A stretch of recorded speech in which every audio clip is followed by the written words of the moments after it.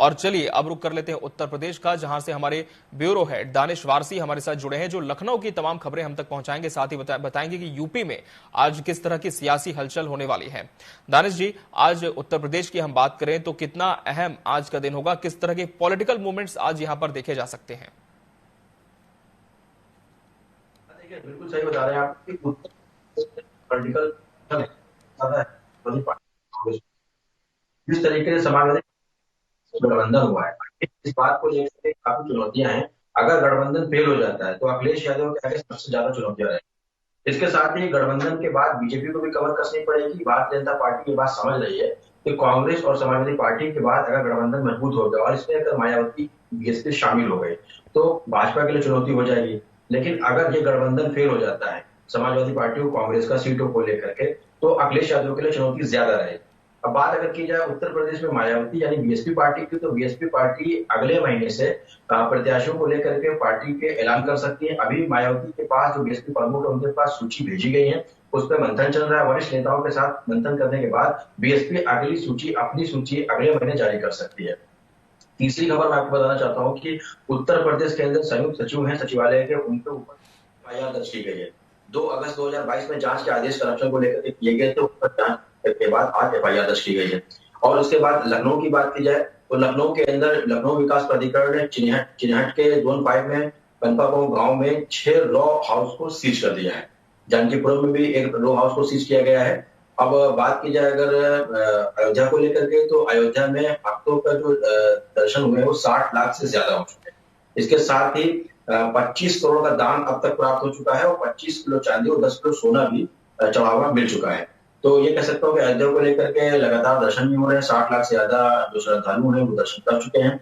अब बात की जाए अगर उत्तर प्रदेश के अंदर जो सबसे बड़ी खबर लखनऊ की, वो ये खबर है कि डीपीसी को लेकर के मुख्य सचिव देवेंद्र चतुर्वेदी ने एक आदेश कर दिया है। वो आदेश ये है कि राज्य के जो कर्मचारी हैं, अधिकारी हैं, वो अपनी संपत्ति का ब्यौरा ऑनलाइन देंगे। यानी मानव संपदा पोर्टल पर उनको अपनी संपत्ति की चल और अचल दोनों की जानकारी देनी है, जिसमें ये आदेश पिछले दिसंबर को हुआ था और अब तक 50% कर्मचारियों अधिकारियों ने संपत्ति का ब्यौरा देना सही समझा।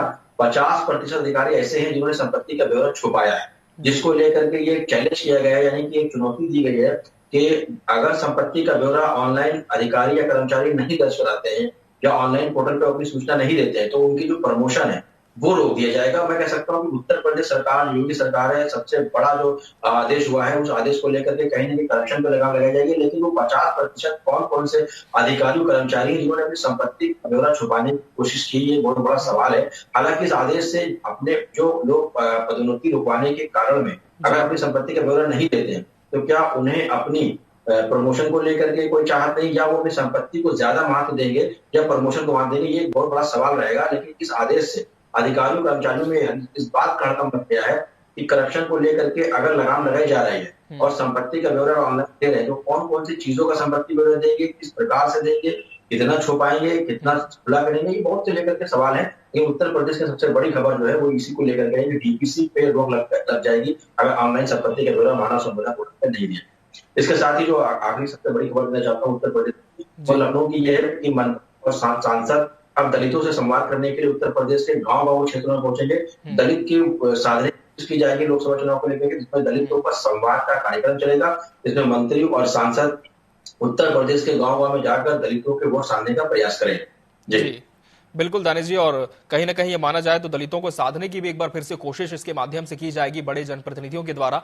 वहीं यदि हम क्राइम ग्राफ की बात करें तो पिछले 24 घंटे में क्या कोई बड़ी घटना उत्तर प्रदेश में खासकर लखनऊ में दर्ज की गई है? देखिए, लखनऊ में तो अभी फिलहाल जो घटना हुई जो पिछले हफ्ते हुई थी, अभी तो फिलहाल ऐसी कोई बड़ी घटना नहीं आ रही। लेकिन हाँ, एक गाजियाबाद में जो घटना देखने को मिली थी, जिसका वीडियो सोशल साइट पर वायरल हुआ था कि आगे पुलिस पीछे एक वैन कार थी i20। मैं देखना चाह रहा था कि उत्तर प्रदेश की पुलिस उसका पीछा कर रही है, वो बैक गियर में डाल करके आरोपी फरार हो गए, उनको पुलिस अब तक तलाश नहीं पाई है। तो एक कह सकता हूँ कि पीआरवी जो है, बैक गियर में जो आरोपी थे वो बैक गियर में फिर गाड़ी को निकाल लेंगे और सामने से कार आ रही पीआरवी नहीं कैच कर पाई। ये कहीं ना कहीं उत्तर प्रदेश की पुलिस पर सवाल उठा है जो गाजियाबाद को लेकर, जिसका चर्चाओं का बाजार लगभग तक गर्म रहा है। जी बहुत शुक्रिया आपका हमसे जुड़ने के लिए और तमाम खबरों पर जानकारी देने के लिए।